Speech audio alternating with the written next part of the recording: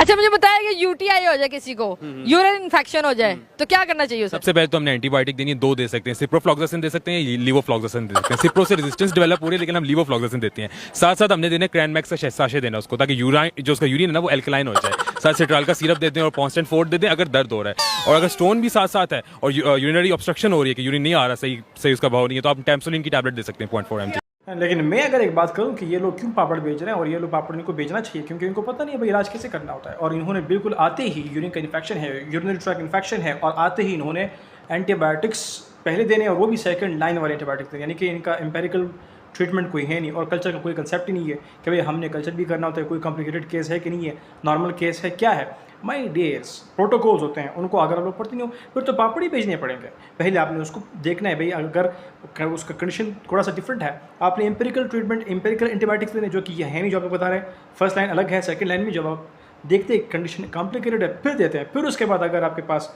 Further culture आता है, फिर उसके बाद एज पर द कल्चर आपने एंटीबायोटिक्स देने होते हैं, सजेस्ट करने होते हैं। इररेशनल।